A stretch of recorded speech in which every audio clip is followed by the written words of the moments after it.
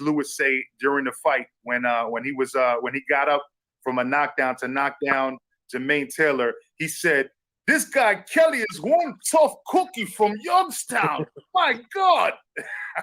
So we got Phil up in here, man. Yo, blessings to you. Thank you for showing up and spending some time with us. I know your time is limited, so we'll get right to the questions. And thank you again to the panel as well. We got the streaming on Marq Nash's channel. Salute to your channel, everybody over there. Troy Graham as well. My brother over here in boxing.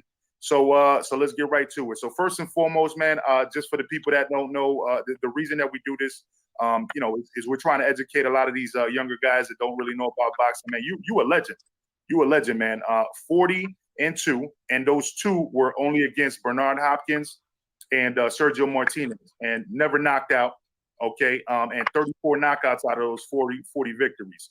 So tell people first and foremost how you got started. What makes Kelly Pavlik Kelly Pavlik? Oh man, well, getting started, I grew up in the inner city. I was active kid. I was the youngest of two older siblings. And where you at that point, man, like the only thing you really got is sports. And we would go, to backyard games or just the people in the neighborhood. It was always something, I'd go up to the school, play some basketball if the rims weren't torn down, I was always doing something. And then I was also like into the martial arts, and I kind of got involved in martial arts. It was expensive though, so it was short-lived, and it wasn't enough action for me with martial arts. I kind of got a little bored of it, taking nothing away from it, and I kept begging to go to boxing gym. My two older brothers were going. They weren't serious or nothing. They didn't fight or anything, but they would just train there.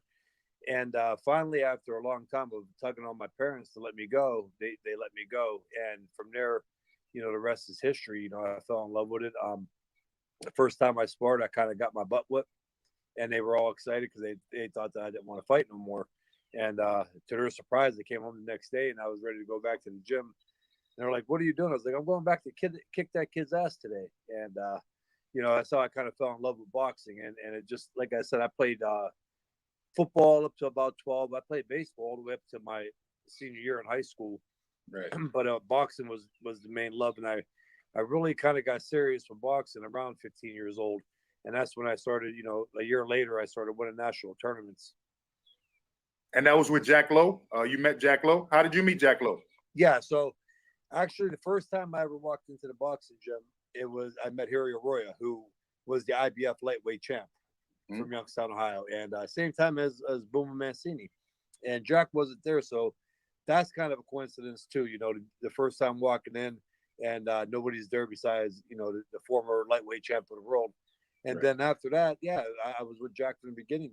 I went back. I signed up with Jack, and he trained me. And, from there all the way up to, so I would say from 1994 all the way to 2010, 2011, I was with Jack. Gotcha, man. So before I pass it off to Troy, I just want to say, man, listen, it was a couple years that I noticed you, and like before you actually fought Jermaine Taylor, and I was like, this dude is the real deal. Every time they put you on a card, I made sure that I watched. That's why when we had, and I know somebody's going to ask you questions sooner or later about David Benavidez in our interview, but as soon as he mentioned you, I said, I cut him off. I was like, Kelly Pavlik was a beast, man. That was my dude right there. So man, shout out to you, bro.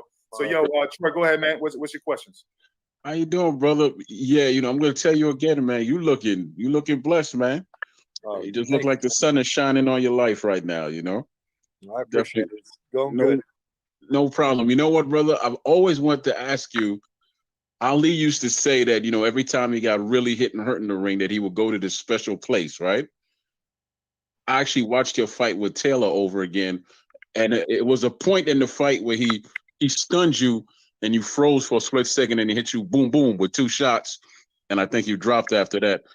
Where's that special place that you had to go to pull that strength to actually come back to do what you did to him? Because he let me tell you, you froze for that split second, but your eyes were still clear, but I don't think everything was working for you, right? No, so that was a funny knockdown. Was I hurt? Obviously, yeah.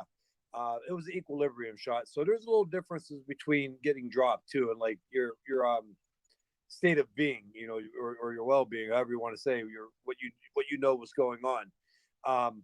He hit me. It was the equilibrium shot. I was there mentally. I knew everything that was going on. I could actually pinpoint and pick out certain people in the stands that are screaming. I could name them right on the spot who it was, but my legs were just gone. I was trying to catch my legs with my hips, and my special. I didn't have a special place. I wish I did. But the main thing that it was kind of like in my head. I remember everything that the referee told me in the locker room. He goes, as long as you show you can hold on, hang on, and that shows me that you're with it. Because if I was getting hurt and getting knocked around the ring, but I wasn't grabbing, that shows that I'm out of it, right? That I don't know what's going on. And that was the only thing I could remember. And in my head, I was saying, man, came too far right now to let this be the end of it, And that was kind of the thing, because I always work my ass off when I trained. That's the one thing nobody could take from me. And so I knew I was ready. And if I could just get out of that second round, I knew I would be all right. I made a bonehead mistake. I stuck I got hurt, and I stuck my tongue out to try to show him that I wasn't hurt. And it kind of almost did me in doing that. So, it was just a lot of work and a lot of dedication and a lot of time put in to kind of end on that note. Yes, sir. Tell us about his power, man, because we always hear about a fighter's power and so forth. But tell us about his power, man, and how you withstood that just to come on back and to finish him off. Because let me tell you what, most fighters would have folded. Yeah, most fighters would have folded in that situation, but you didn't. So it's weird. I know a lot of times when people ask questions, especially like on my Instagram or anything like that, who was the hardest puncher? By far, it was Edison Miranda. I mean, Edison Miranda hit, and I didn't get dropped by him, but Edison Miranda, and he hit you with a jab, and you carry that for 4 or 5 rounds. Jermaine was a little different. Jermaine was had a thudding punch, but he was also like really fast. He didn't hit as hard as Edison Miranda. And again, going on, like Jermaine was just a strong kid. He's a hell of an athlete. He's a big middleweight. People forget that. Like we were the same height. Jermaine was a big guy, and he hit hard enough to where I got a little lazy. And again, where he hit me at, it has nothing to do with your chin. If you can take a punch or not, when anybody gets caught in that spot on equilibrium, their legs are going to go. So Jermaine hits hard. He definitely had pop. He was definitely somebody you couldn't get carried away with in there, or he'll put you on your ass. So I would put him up there as, I would probably say out of all the people I fought, I would definitely have him in the top 5. To you, I'm frozen out. Oh, yeah. So I said I'd probably have him in the top 5 of all the people I fought for his power. Man. Respect to that, man. Yo, Mark, go ahead, man. Kelly Pavlik, how you doing, sir? Doing good. Absolutely. Marq Nash from Breakin the Beats. Got a question for you. What would you say is who was your toughest opponent and why? I'd have to go ahead and say, obviously, Bernard Hopkins. Now, on the flip side, I don't get into it too much because it's a never-winning situation for me. It was just not my night. The night that I fought Bernard, I can honestly say I wasn't even 80%, but that's taking nothing away from Bernard. Bernard's shown in his career what he could do. Bernard's I'll tell you one thing that a lot of people don't know either. And when people think of like footwork, people think about like flashy, right? They think of like Hector Camacho or like a Lomachenko or somebody like that. And footwork, that's not what it's about. Footwork is being in the right spot at the right time, making the right angle, the right pivots, and offsetting somebody. And Bernard Hopkins, if I was to show a young kid coming up, I would show him somebody like Bernard Hopkins or like a Mikey Garcia, people who know how to make that quick little subtle step to offset you. And if you watch any of the fights with Bernard, just not even with me, but anybody he ever fought, Bernard had good defense. He kind of had that shell. He hid behind everything, but Bernard took the power away from a lot of people because he would always make that step at the right time to suffocate them or to throw them off balance. And that's footwork.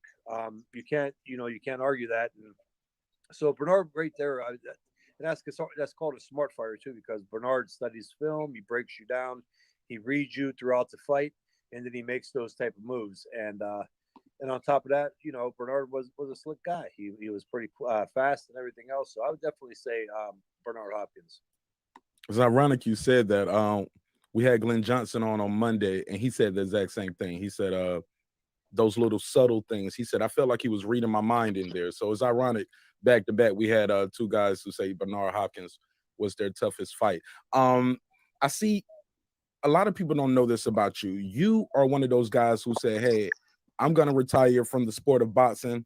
I'm not going to let the sport retire me. You left with a winning record. You have been on a 2-year comeback since your loss to Sergio. So Sergio, why did you step away from the sport? Because a lot of people wondered that. It was like, man, Kelly just walked away. Yeah.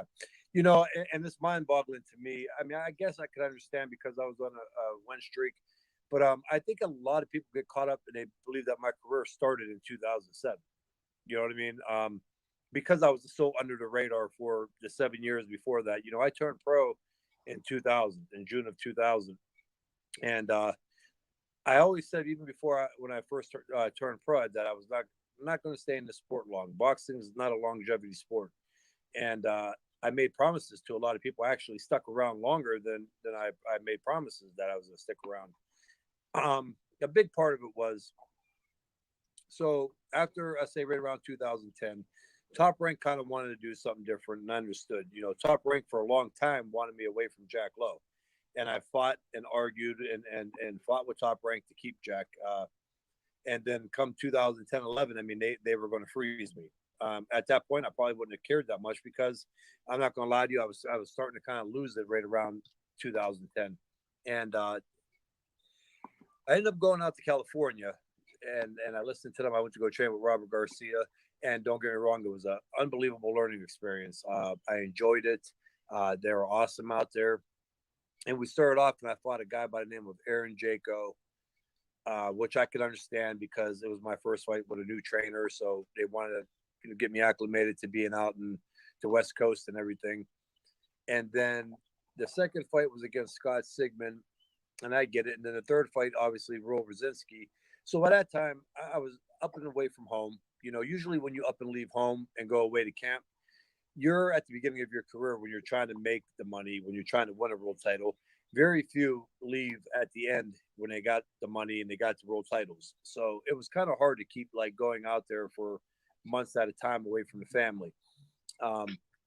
And the biggest part was there was no meaningful fights out there because everybody was kind of tied up at that Super 6. Because at this point, I was at super middleweight.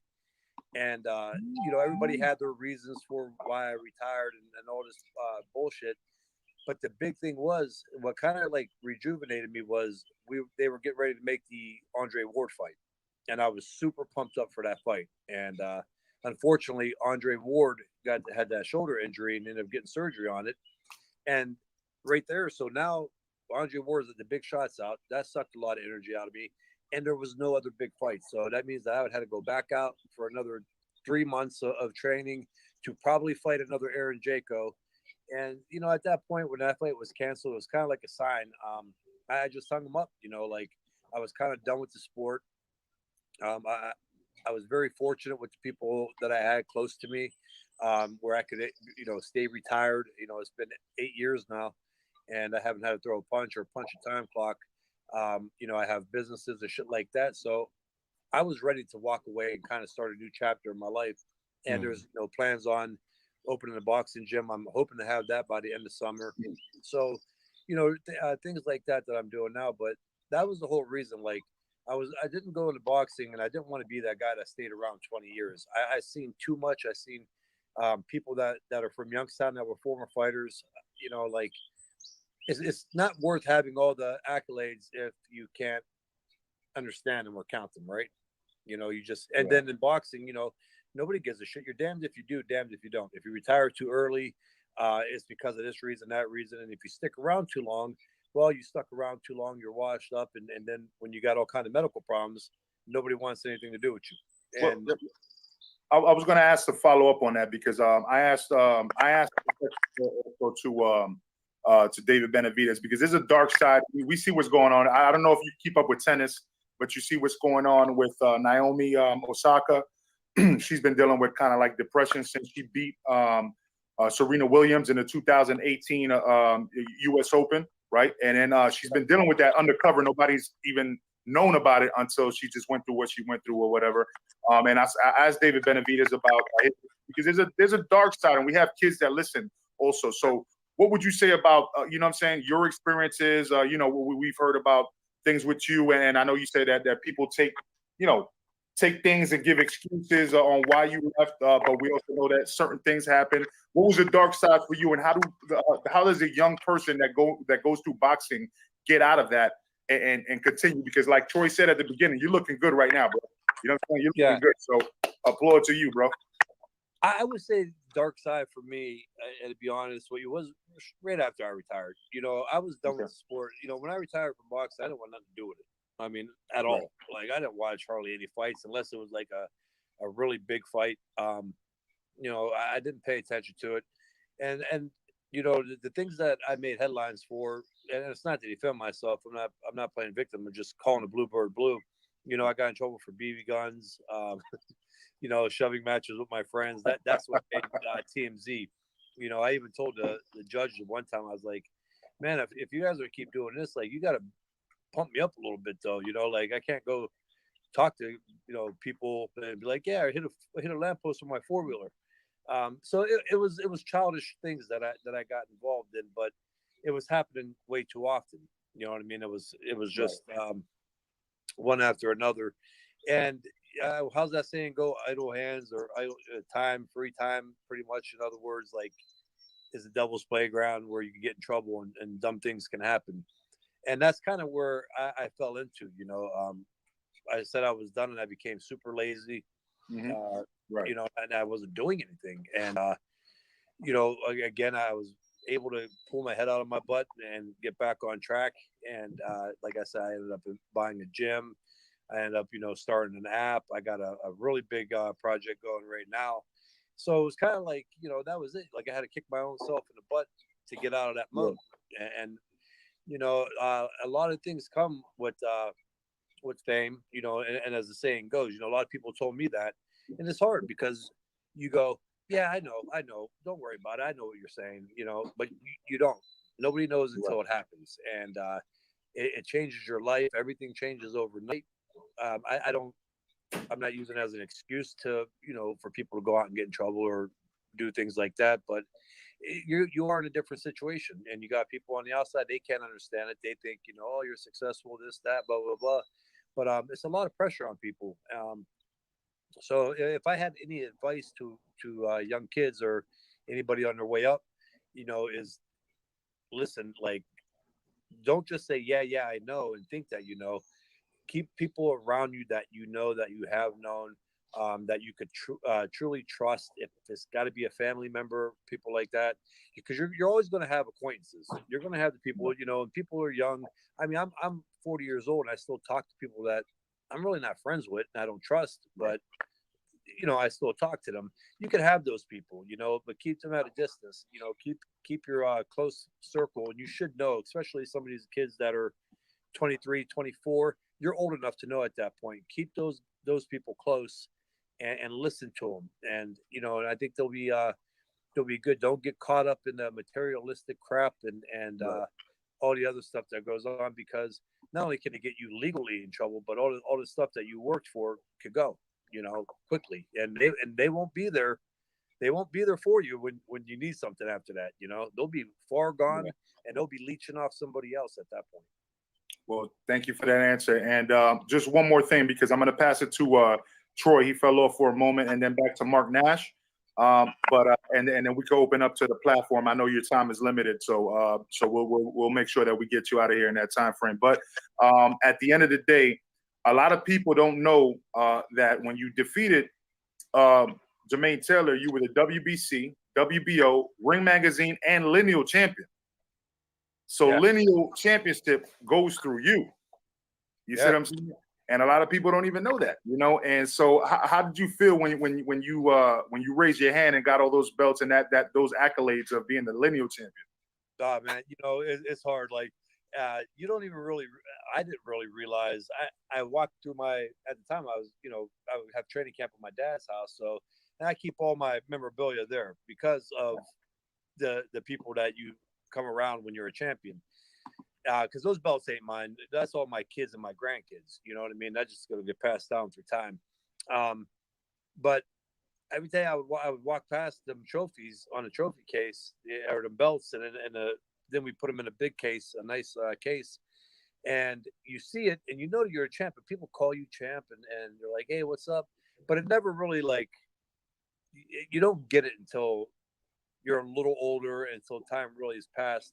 The real meaning comes after that, like what you were able to accomplish. And to this day, when you see the few lineal champions out there, it is pretty impressive. And I beat the man who beat the man, obviously. So it was legit. And the big thing to this day, I'm still a little confused on it. I think a lot of people are. We've had questions with all these big time boxing gurus. My argument was, should I have been undisputed? Even though Jermaine didn't have the titles, because I always thought, and so did a lot of other people that have been around, always thought that even though Jermaine didn't have all 4 belts, when he beat Hopkins, he was the undisputed middleweight champion. And the only way that you could lose the undisputed tag was if you lost the fight to an opponent. And Jermaine didn't. Those belts were vacated or stripped.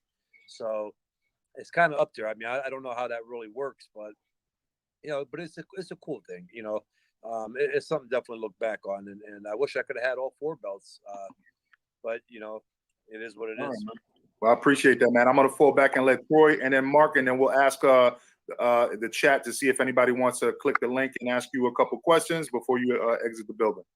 Cool. Yes, sir. Back again. Now I think what you were trying to say last time, brother, is that an idle mind is a devil's workshop, right? I think so, yeah. And I heard one's Devil's Playground or idle. Okay, good. Hey, good. Look, I'm turning 50 in August, man. I'm coming down there, so you owe me some fried chicken and pizza. All right? Oh, come on, man. What? Okay.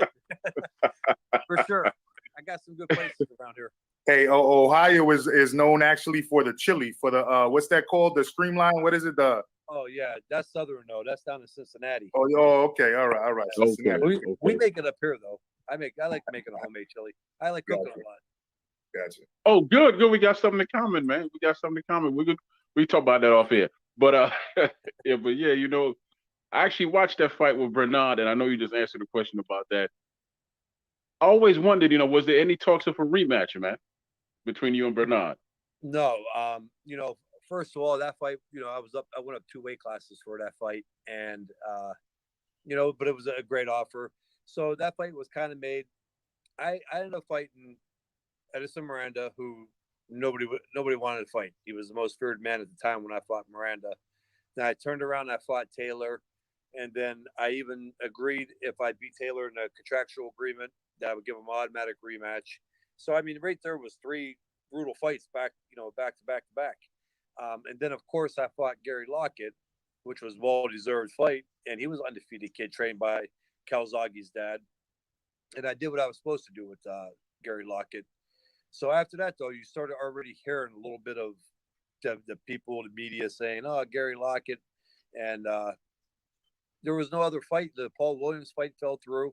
I wanted the Paul Williams fight. I mean, I would have loved that fight. Paul Williams is a great fighter, but he was a welterweight and junior middleweight. He didn't have much power, and he just threw a lot of punches. Which, in return, I threw a lot of punches around. You know what I mean? And I was a bigger guy, so I think that fight would have been right down my alley. But unfortunately, they fell through because of the promoters, and the only fight out there really was Bernard Hopkins, and he wasn't coming down from light heavyweight. He came down like it was a catch weight. I think it was 172 or 173.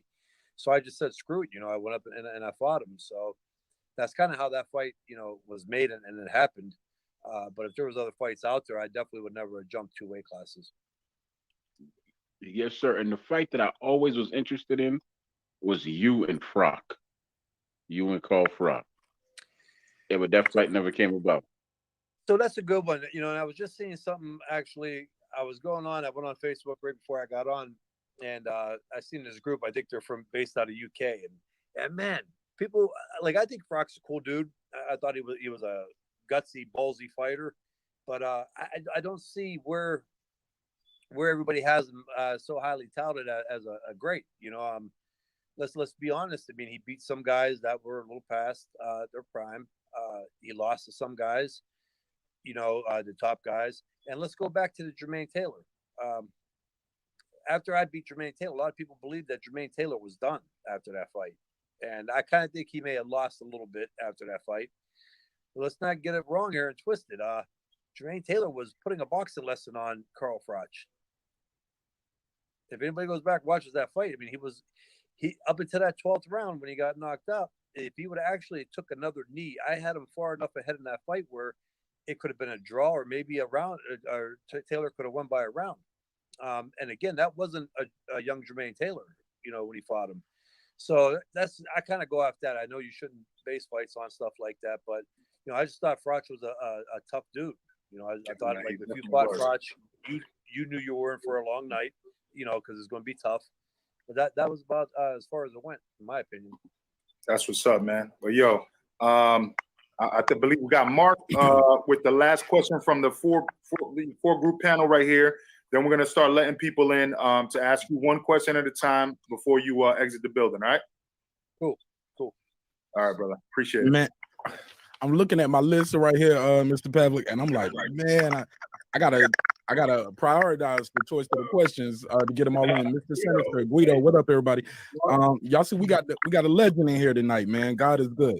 I'll ask you a simple question right here, and then I'll ask you a tough one. For those who might not know, you actually had two nicknames at one point. You were the Express, and then you were the Ghost Express, right? How did you get those nicknames, and who gave you those nicknames? Can y'all mute your mic, please, while he's talking? Guido and Sinister. Thank you. So the Express was because of a mess up on a poster. So everybody started calling me the Express. And that was actually a little later. Yeah. It was, I think, either early on. Then they did it again, I believe, for the Hopkins fight, and people just added that into it.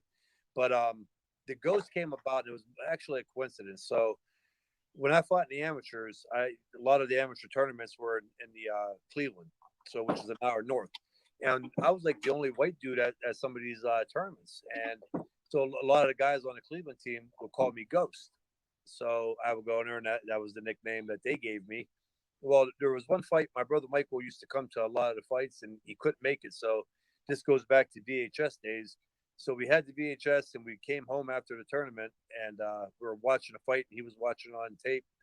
And he goes, man, he's like, you move like a ghost in there. Because believe it or not, back in my amateur times, and especially early in my pro career, I moved. You know what I mean? I actually had head movement. I danced around. I was slick. And he goes, you move like a ghost in there. And it was kind of just a coincidence that I had the nickname Ghost from the guys in Cleveland, and my brother said that. And it was different. Like nobody really had that nickname Ghost. So, we kind of just ran with it at that point. Okay. Two-part question. In your career, you faced some of the biggest and the baddest. You reached some of the highest pinnacles of the sport. Real quick before you answer this, when I look at Box Red, that rematch with you and Jermaine Taylor doesn't look like it's for the belts. Is that an error? No, it wasn't, because again, that's another one. I agreed to his stipulations and what he wanted. So we fought at 64 catchweight. Oh, that's why. Okay. So who ducked the smoke? This is the question I like to ask every fighter who comes up here. Who did you face that didn't want the smoke, and you don't care who? You're gonna go to the grave with this. Like this man didn't want to fight me. He did not want to fight me. It was a bunch of excuses. And are you willing to come back to do one of these Triller fights that they have when we have these legends come back? So that's my two-part question. So okay, wait. So you're asking somebody that I fought that didn't want to fight me, or somebody who I was supposed to fight but didn't fight? Yeah, they ducked it. They didn't. They was capping that you never fought them, but they was out here talking about they wanted to fight you. Fans might think you were ducking them, but know what's up. So Paul Williams was a big one, because we actually tried to make that fight twice, and again, and it turned back on that I was ducking Paul Williams. So we always say, like, why would I be ducking Paul Williams, who's coming up in weight, for me to jump up 2 weight classes to fight an all-time great like Bernard Hopkins. You know what I mean? So I would say that, but I don't think that it was so much. I don't think any fighter ducks. I'm going to be straight honest with you. I think a lot of it comes down to the promoter and the promotional companies, and then what happens is the fighters are the ones that take the blame for it, and that's a lot of times that happens. But I would say to Paul Williams, and I would say Arthur Abraham, because they did everything possible to make sure that fight didn't happen, and they wanted it. They wanted that fight overseas, and here I am, the lineal middleweight champion. Why would I have to go over there? I'm the one that has the belts, and I'm the one who beat the man, and a lot of them guys picked up Jermaine Taylor's, leftover, and that was a big one, Arthur Abraham, because I did want that fight. I kind of wanted to unify the division. That's why I stayed at middleweight as long as I did. I mean, shit, I was at middleweight for what, 10 years, 9 years. So I would say those two fights were probably the biggest ones. Okay, I'm gonna pass it back to Major Key, and we're gonna open the panel up and let you guys. Let's go ahead and move because we got a couple of fans up in the building. First and foremost is Mr. Sinister. One question because the time is limited. Then Guido Beyond, and then Matt at Boxing. He's got his own channel. Everybody subscribe to him, and then and of course Marq Nash. He's simulcasting right now, by the way. But then Shelton Moore, who's been all over YouTube as well. So first, Mr. Sinister, let's start with you, man. One question at a time, though, guys, because he's really limited with his time. Okay, Kelly, thank you for answering our question and coming on. I appreciate it. And are you gonna do anything to do with boxing, like as far as training, opening up a gym, or behind the scenes, anything like that? Yeah, absolutely. So I got a lot going on right now, as a matter of fact. A lot of big things in the works. But the one big one that I want to do is actually through my charitable organization, is the boxing gym. COVID kind of put a big hold on a lot of that. I was actually training a young girl who fought in the Silver Gloves Nationals. She came in second, actually. She's ranked number 2 in the country right now, I believe, because of the way the ranking quarters fell. So, yeah, I do have a want it. It's just really hard right now, again, with everything going. But once I get everything organized and planned, and I get the gym set up, and I could have the right help where somebody's on the same page as me, yeah, I'll be doing that. All right, thank you. Thank you. Guido, what's going on, brother? What's your question, man? Hey, salute, Sam. Thank you for coming. You know what I mean? Thank you, man. I appreciate it. My question will be to you is, what you think about the super middleweight that we got? Like the David Benavidez, Canelo, you know what I mean? Caleb Plant, you know what I'm saying? How you feel what's going on in boxing? I think, you know what? I think boxing is loaded right now. I mean, where can you begin? Welterweight division, lightweight division, light heavyweight division, super middleweight division. Super middleweight, I think right now, the best super middleweight is David Benavidez. He's just too big. He can fight. Canelo's making noise. Canelo gets a lot of haters. And let me tell you, Canelo can fight. He does. Let's put it out there. If you want to hate, you can hate. The dude can fight. And he's an amazing fighter. And I think that Canelo is the second best super middleweight. But I think it ends there. I don't want to see him, go back up to light heavyweight. You got guys like Beterbiev and Bivol who are at that weight, who just naturally 175 and can fight. But I think the best overall at super middleweight right now is David Benavidez because of his size, how he can fight. And then, I got Canelo. Yeah, he's a beast. And one last thing, I'm gonna leave. The lightweight division. It's been very competitive. A lot of young kids. You know what I mean? You got Ryan Garcia, Teofimo Lopez, Lomachenko. I mean, Kevin Davis, David Haney. You just fought this past Saturday. You know what I'm saying? Well, I think we should. Man, we got a hell of a talent division. I agree. I think we should actually kind of just talk about how good is that 140-pound division going to be, because I have a feeling a lot of them guys here, like very shortly, are going to move to 140. Teofimo's a big lightweight. Tank is a big lightweight. Exactly. Then you got Josh Taylor at 140. If I was Josh Taylor, I would sit pretty. I mean, he's got to be crazy to go up and mess with them boys at 47. He's got to be crazy to go fuck with Crawford and Spence and Virgil Ortiz and who's that? Boots, Enos. Man, stay home, relax at 140. You got some money fights coming up from 135. Teofimo, in my opinion, right now is the best 135, and then I'd have to follow it up probably with Haney. And then I would say Tank.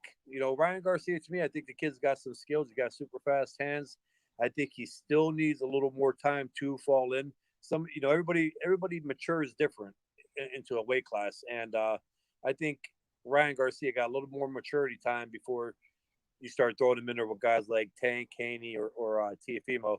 But I got Tiafimo top dog, but Tiafimo is going to get that itch, and he's going to want to go fight the Taylors, who are undisputed.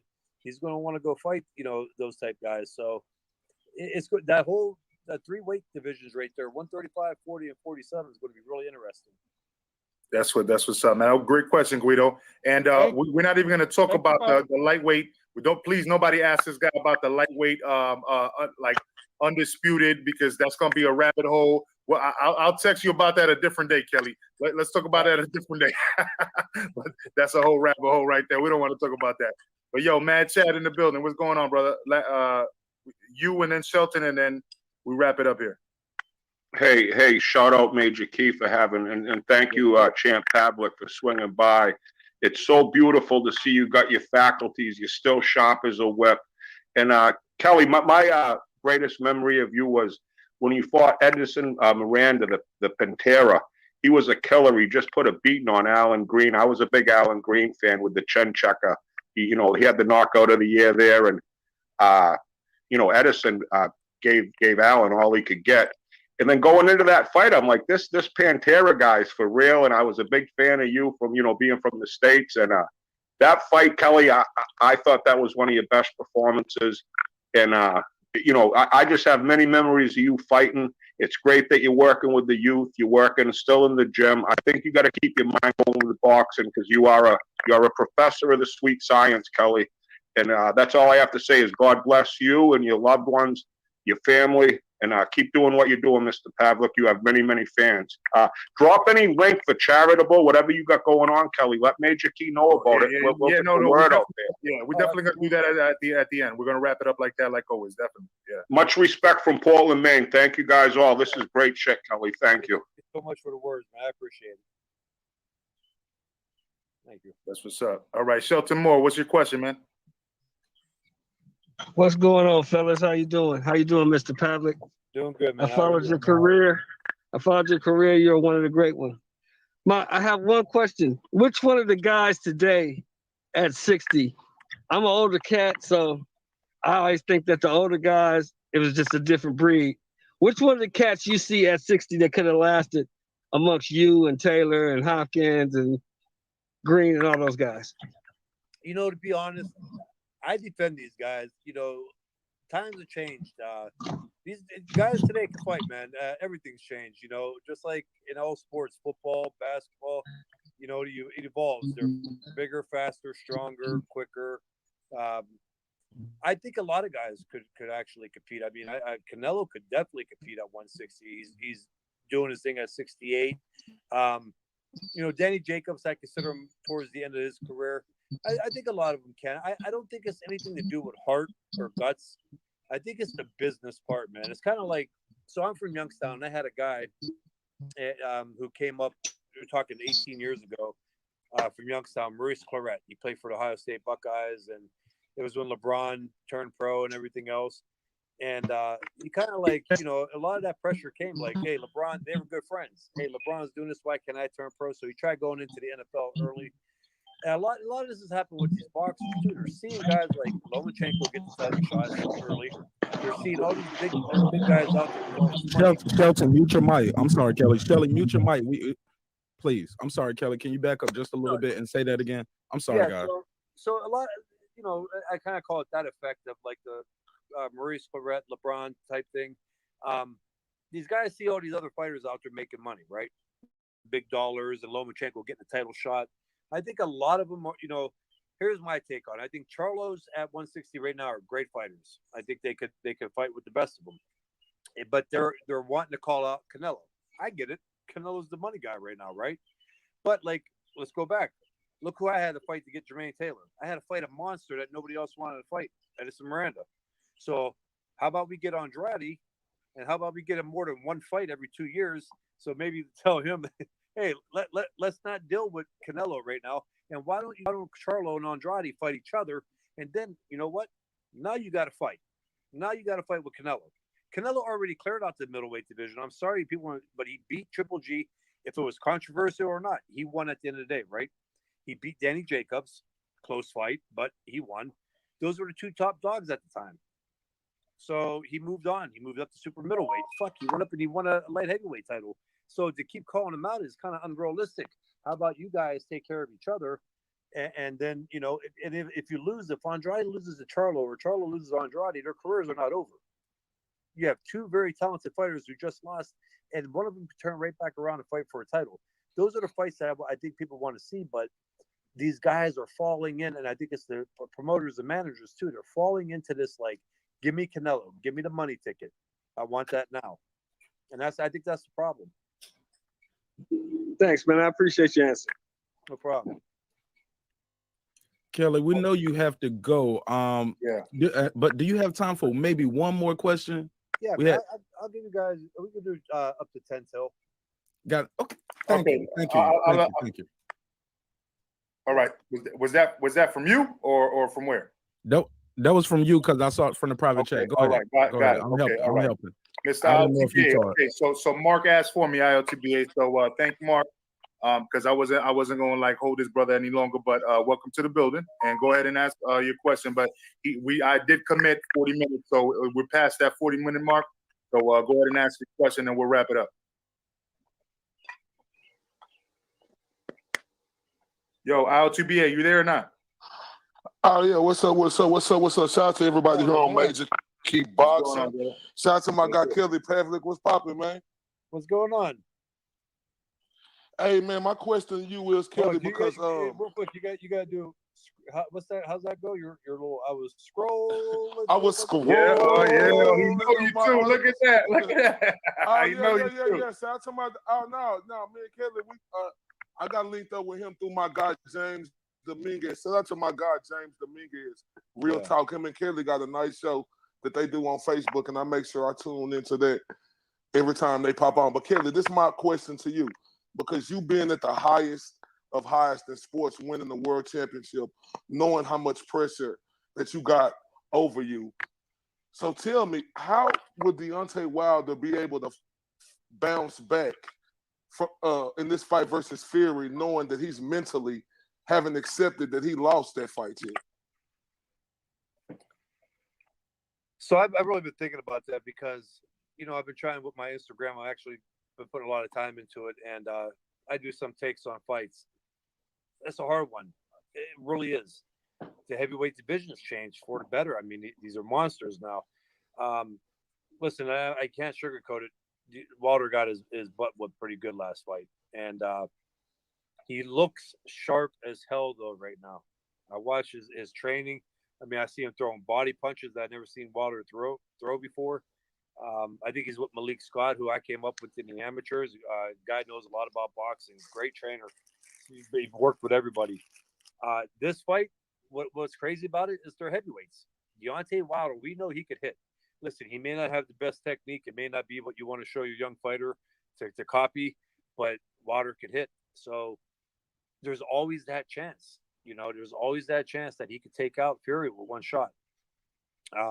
If he comes back into that fight like he did his last fight, I think Fury's going to take it to him again. But I never bet heavyweight fights. I never bet heavyweight fights. It's just too up in the air and anything can happen. And I hate giving predictions on it because everybody holds on to that shit, and then they come at me when I lose. So it could be an interesting fight. I would have rather seen Fury Joshua, but hey, if they got another one and they got to do it, let's watch it. Yeah, man. Well, I appreciate your question, Mr. IOTBA. So, Troy Graham, final thoughts for our guest, Marq Nash, and then Kelly, you tell everybody to find you, and then we go from there, man. All right. Troy Graham. Okay, I was waiting. Okay, yes, sir. Look, Kelly, thank you for your time, man. We definitely appreciate it, man. You're a great guest. Everything went smooth. So, hey, you have a home here now. You have a social media home. Anytime you have anything going on, man, whether if you just want to talk about, someone you're training and you're trying to promote them, or you trying to come back on a card and you got that fight with Bernard, the second one, come on through, man. You got a home here, and just let us, talk to the Everybody's people trying to about get it. me All back right. out for that Triller. I'm content, man. I eat anything I want. I don't have to watch anymore and lose weight. And you guys want to get me off the couch and go get my ass whooped. It's an exhibition. Hey, It's good gloves. You'll be man, all right. family will do that to you. You got a Hey, social media family now, so come on may through, do man. it, Because we're gonna send you the link from time to time so you can check out the show. So just come on back when you have something going on. All right, listen, brother. I love these type shows, man. This has been great. Maybe we can schedule one for next week, and I'd love to open it up for debate. Even talking I about. tell you what we could do. I love talking about the sport. Like the state of the game, like where everything's at now. So I tell you what we could do. You can come back on if you like on June 7th. We have a segment called Coach's Corner, and we got a Hall of Fame boxing trainer coming on. I don't want to say the name right now, but you're welcome to come through on that show, and you can chop it up with the trainer, who I'm sure you'll know. Once we send you the information, right? Oh, absolutely. And I'm sure that he'll love to chop it up with you as well. Cool. No doubt. How's that? I'll keep it all hush hush. Yes, All right. sir. Yeah, So man. we'll talk to you on the back end, brother, man. Thank you. I'll send you details about that. Marq Nash, wrap it up, and then I gotta beg. Oh, okay, he left. Okay, but go ahead, Marq Nash. Go ahead. What was you about to say? No, it's all right. It was a different category. I was about to. My boy Rapstar from the UK was in the background, but he left. I was going to beg Kelly to answer his question because that's my boy, but he left. So anyway, go ahead, man. Wrap it up, and then I'll wrap it up over here, man. I just want to, because I should have wrote it down. I was writing everything down. Somebody said something to make me think of a question. I remember now. This is another question I like to ask the pros. I'm going to have a montage of this one day, Kelly. You're going to be in this montage of all the pros answering this question. Glove gate. Is it real? Is it cap?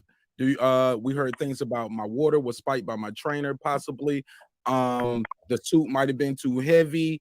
The glove was slipped off a little bit, so it created a longer reach. So now it's more of a slapping motion. Something might have been in the glove, like an egg weight. Talk to me, because I know you got your ear to the street, and you have been in the ring. You've been in those corners. Glove gate, is it cap? Is it real? Is it possible to get away with cheating? Maybe back in the 1940s and 50s, people have to understand, and on that, you've seen many different excuses from Wilder, and when you get those different ones, because I do believe that some people, I experienced, there's off nights and there's shit that goes wrong, and there's been things that through camp that's hidden. I've had to go through them where you don't want the other camp to find out. So I always defend the fighter. When a fighter says, that wasn't my night, I could relate to that. On the Wilder situation, there was just too many things. But let me explain the glove gate. So here's what happens. You go the day before the after the weigh-ins, you go and you get to pick your gloves, and they're in a package, and it has to be by the commission. Nobody can overrule that. Then you go into the locker room, you get hand wrapped now, especially since the margarita incident. They stand over you like a hawk when you wrap your hands, and you can only wrap them certain ways too, or they'll tell you got to rewrap it. So they're in there, the commission's in there, and they actually let another trainer from the other camp come over and check them to make sure. Okay, so you got that where it's almost impossible to do something fishy. Secondly, the gloves are taking out of the package, and one of the guys from the commission's in there, and they watch you put them gloves on because they got to sign off on them. You guys see, like on the gloves, you see the marker, the writing. That's the commission signing off on the glove. So it's almost highly impossible. They don't even let you tie the glove a certain way. You can't even pull back the leather like you used to be able to anymore. They'll tell you not to do that.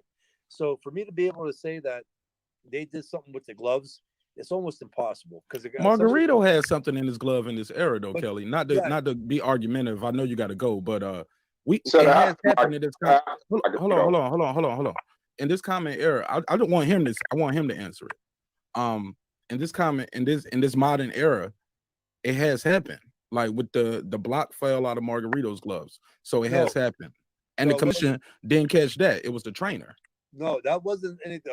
Well, it was a block, but so the Margarita situation. That's why I said it really changed after that fight because they really got strict. But the margarita situation was something when the gauze got wet, it turned into like a cast, almost like a plaster. That's what happened. So as that fight went on, and that gauze got more wet, it turned into like a hard cast, and they found that. So now they're even stricter on these gloves when you go to wrap. They come in, they check, they make sure you have a corner man to check the gauze, and then again the gloves, you have a guy from the commission there, and once them gloves are on, you can't take them off. So it's like I was saying, it's almost next to impossible to mess with a glove once you're solid. Well, look, man, man, 1940s, the 50s, the 60s, the 70s. Yeah, you probably could have had a lot of crap go on. This day and age, man, they're on that. I mean, it's crazy. It's a never ending story. I'm sure next time you come back up, it's gonna be people that beam in and they're gonna want to challenge you more. I know we have to go. Thank you again for your time. Go ahead, Major Key. Take us home, brother. Yeah, man. Do you want to answer one more question from a dude from the UK or no? Yeah, let's do it. I'm here. This is my brother. So I had to ask you, man. I can't let him off the hook. Like, Rap Star in the fucking building. What's going on, Mr. Rap Star? Ask my brother, please, one question. That's it, because I know you lit. He's got a channel too. He's got a boxing channel in the UK. Rap Star, go ahead, man. Get it off your chest, man, and let's keep it moving. Because I promised him 40 minutes. We're already on 52 minutes, bro. Go ahead, Rap Star. Rap Star, were you fell asleep in the background? Yo, what's happening? What's going on, Major brother? Key? Chilling, brother. Come on, man. Kelly Pavlik, what's happening, bro? Can you hear me, my brother? Yes, I can. How you doing? Yeah, man, I'm a big fan of yours, man. I just came on here, man, late, bro. I woke up late. It's 2-something in the morning over here. But Kelly, I've been following your career for years, bro. You beat the pound for pound guys. You are a warrior. And you also retired on top, bro. If I'm not mistaken, you won your last 4 or 5 fights before you retired, correct? Yes. So can I ask you why you retired? Was it injuries? Was something happen? Or did you just lose the love for the sport? Or did you just not have that hunger anymore, bro? He late to the party, Kelly. I already asked that, but go ahead. Yeah, so I tapped on this a little bit ago. I lost a little bit of it at the end, and then when they made the Andre Ward fight, I kind of got rejuvenated. I was like really pumped up for it. Not saying that I would beat Andre Ward, but you're fighting Andre Ward, you're pound for pound guy. You're up for those type of fights, and everybody that knows my career knows that I love those type of fights. But at that point, he got injured and that fight fell through, and there was no meaningful fights out there. I was pro over 12 years. That's a long time, and I had 42 pro fights. That's a lot of fights. So, it just came to a point where I just wanted to be done. I always said, even early on in my career, that I wasn't going to stick around in boxing for a long time. So, those last couple fights that I had, they weren't really what I wanted. And then the big fights, I would have had to wait another year and a half for a big one. All right, bro. I appreciate you answering my boy's question from across the pond. So last thing thanks for that, you bro. Yeah, man. Last things are for Kelly to speak and for myself to speak. So Kelly, tell everybody where to follow you. Please let everybody know where to follow you, so I could go ahead and speak on some other things and close the show, man. Absolutely. So I'm on Facebook, and you just put Kelly Pavlik in. You'll see it. I'm on Instagram, where I do a lot of cool stuff. I got something posted every day, sometimes twice. That's at pavlik.kelly. And so check that out. And then I'm on Pavlik.Kelly. Yeah, and that's kelly.pavlik. But Instagram is a big one right now that I've been putting some work into, and I always got something cool on there. So yeah, go check out pavlik.kelly on Instagram. And then you have your gym where in Youngstown right now? So I have a lifting gym, a fitness center, and right outside of Youngstown. You lift weights, but I still have in the back where I let people hit the bag and stuff like that. I have a boxing app out. It's called the Sweet Science Plus, and you can find that on Apple, in the Apple store. Hopefully soon we'll have it to Android. But yeah, it's called the Sweet Science Plus. So, and then I got many other things going too. So that's what's up. That's what's up, man. So, man, if you get any fighters that come up through your ranks, that you train, you make sure you let me know, man. I'll follow them from their amateur career throughout. So you let me know, right? I appreciate it. So I appreciate your time. I know we went over the time, and I do apologize. Hopefully you come back. I just have a lot of animated folks that wanted to talk to you today. But I appreciate it. I appreciate the time, man. And everybody else, man, it was a great night of boxing talk. Thank you to Kelly Pavlik. Hopefully y'all learned something off of this brother. You know what I'm saying? So again, thank you for supporting Major Key Boxing. Everybody show up to Marq Nash. Are you going live right now? Or are you going live at 10? I'll do a quick after party for this, but we have a Grammy nominated producer pulling up at 10 o'clock. So we definitely want to give him his time and give the boxing fans the time to make the choice versus the music fans, Okay, yeah, make that transition. That's fine. Everybody go Kelly, to Marq Thanks for following me back and sharing my story, Kelly. Oh, no problem, man. I saw it on IG. Thank you. Send me a text or something. I can share this and same with you, Nash. If you need me to get something out there or publicize it, man, I'll do that too. Whatever you got going. So that's what's up, man. It's all about helping everyone out. It's about building relationships. That's what life is about. Building relationships. Thank you, sir. Appreciate you again, Kelly. Appreciate you, Mark. Appreciate you, Mad Chad, Troy, Rapstar, everybody, Guido, everybody that came into the building. Y'all have a great night. We're wrapping it up over here on Major Key Boxing. Salute. All right, guys. Have a good one. Thank you, brother. Thank you, brother, man. It was a pleasure. It was definitely a pleasure, man. Cool.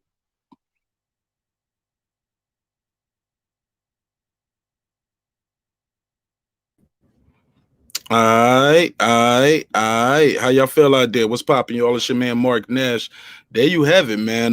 We just did the Kelly Pavlik interview over there with my brother Major Key Boxing, king amongst kings. I really appreciate that brother for his time. I appreciate him for the love and support. I appreciate him allowing me to share the word with you guys over here. And please subscribe to Major Key Boxing. Follow Kelly Pavlik on IG. I'll drop the link out there. I know the audio probably sounds different to you guys because I'm on a different device here, but we'll keep the party rolling for a little bit. Tonight we do have a Grammy nominated producer pulling up tonight. Shout out to Kelly Pavlik though, man. He definitely pulled up today. He showed up. He showed his love and support. He gave us more time than we asked for, more time than he needed. And I can tell, man, look, man, when you're doing the interview good and you cooking, bro, they'll be like, man, I got a little more time. You can see it, man. Like, it's about reading people, reading body language, being a master of your craft. And another master of his craft will see it or her craft. And they're going to appreciate it and they're going to flock to it. They're going to be like, you know what? Man, I got a couple more minutes. What else? What you got? You know what I'm saying? I'm going to get out while they're getting good, but I give you 5-10 more minutes. What else? You know what I'm saying? So shout out to Kelly Pavlik. This was definitely dope. I know some people are gonna get at me. They're gonna be like, yo, Nash, why you always try to ask those quote unquote polarizing questions? And I'm like, ask him. He's been there. I'm gonna ask him about Glovegate. I'm gonna ask him who hit the hardest, the toughest fight. I'm gonna definitely ask who ducked the smoke. Who ducked the smoke? I want to know who you saw. Who you see when you walking around the Hall of Fame and you look at them like this? You act like a little bitch right now. But you want to battle? Let's talk. Oh, okay. Oh shit. He talking shit. Oh, fat boy. You know me like that, right? You know me? This mother.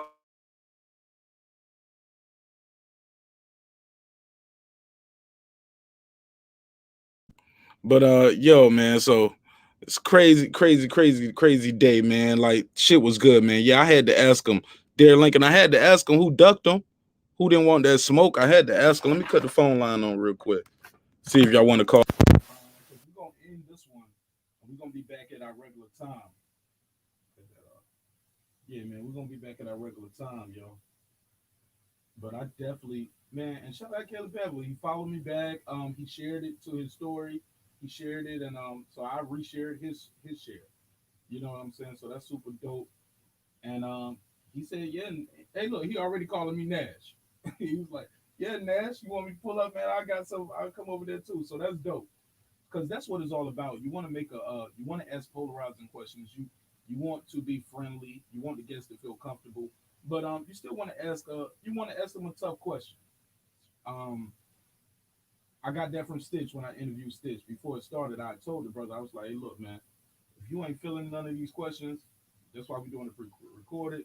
Take it out. He was like, man, ask me whatever. I'm going to have an answer. I said, hell yeah, let's get it going. That's why you can do an interview. like with somebody like Kelly. You can do an interview with somebody like Kelly or Stitch Duran, and it'll last an hour. Y'all can't hear me? Somebody said the audio went out. Check 1 2. Y'all can y'all hear me? Let me do this. Oh.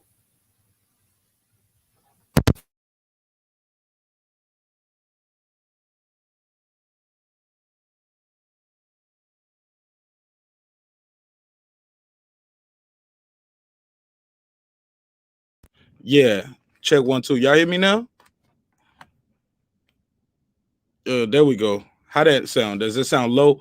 See, look, man, I plugged in this thing over here for the phone line. So let me switch over here to my regular audio. Y'all bear with me. But and I'll cut the camera on over there. But I think that's super dope that he took the time out of his day to come over here and talk to us.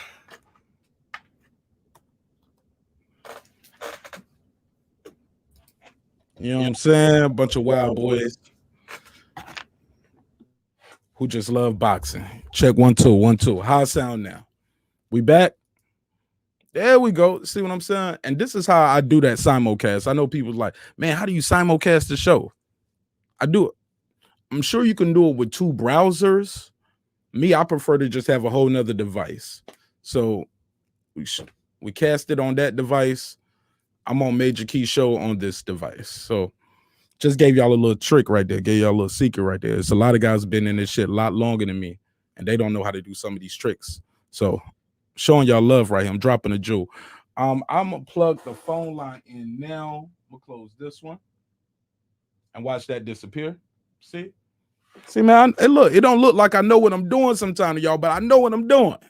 All right. Let me plug this in. Trial and error is a thing, man. But shout out to Kelly Pavlik. Did y'all hear him say that? He said my man didn't want to smoke. He said Arthur didn't want to smoke. And who else did he say? Paul Williams. So we're gonna reach out to Paul Williams. We're gonna get him on the show. You know what I'm saying? And I hope he's doing good wherever he's at in spirits and health. But Paul Williams still got a sharp mind. He's a good person. I'm gonna reach out to Paul Williams. Maybe we can get him on the show. And he can tell us, hey man, what happened right there? And I'm gonna play the clip. Y'all already know I'm gonna play the clip. He said, Tank, why do we want Andre? Let me drop the link real quick. Y'all pull up real quick, holler at your boy before we get up out of here. Cause like I said, I'm gonna end this one. Copy. I'm gonna end this one and I'm gonna create another broadcast. So we're gonna definitely be on time tonight. But the link is out there. Somebody chop it up with me so we can keep this party going. If we get a good conversation going, I can just switch it over midstream, and we could just end it that way. Who is this? Yo, shout out to Irvin Barnes, yo, my brother, man. I appreciate you, man. Irvin Bucks Barnes, Michigan veteran. Mr. Shelton Moore, my brother, man. Can't wait to see you at the Tank Davis fight, bro. We're gonna chop it up. We're gonna eat some hot wings, gonna hit Magic City the whole 9. That's what we gonna do, brother. That's what we gonna do. Yeah. Just bring 100 ones. That 100 ones only gonna last about 30 minutes though. So we're gonna eat wings. We ain't gonna stay long. Gonna do the 101. We just gonna do like this. Yeah. Twice with 50 we ain't gonna stay long. We're gonna be in there, get the hell up out of there. But here's the thing, man. I never understood why Andre is chasing a guy that's not even in his division, unless you plan on moving up. You know what I'm saying? So chase the guy that's in your division. You at 160, you're the WBO champion. Make them guys fight you. Pull up wherever they at, do the Ali, if you gotta get a bus, get a bus. When they go to the laundromat, when they go to the restaurant, wherever the fuck they go, did he do that with Charlo though? Wasn't he pulling up with Charlo's? I don't remember. I don't remember if he did that. I'm gonna pull up a clip. Go ahead, keep talking. I'm gonna pull up the video. Yeah. My thing is chase the guy that's in your division, man, and get that division cleaned out. Then you can move up, and he has to fight you. Because once he gets this belt from Plant, because he gonna beat the shit out of Plant. Once he gets this belt from Plant, then you should be moving up that following Monday. And now, as the WBO champion moving up, you're the mandatory for all those belts, and he can't run from you. He got to either fight you or vacate. He has no choice. See what I'm saying? Right. That's how I see it. Hey, look, but I have heard Charlo say, Andre, he blackballed. He ain't getting no money in this boxing shit when it comes to Charlo. Have you heard that clip? Yeah, I did hear that. And so that's fine. If I can't fight you, I'm gonna fight him, and I'm gonna fight him and get them other 2 belts. If I gotta chase them around, I'm gonna get one of these belts though. If I really want it, you know what I'm saying? The days of sitting back and waiting and waiting and waiting. What's gonna happen? One day you're gonna wake up, you're gonna be 38, and your ass gonna be too old to beat anybody.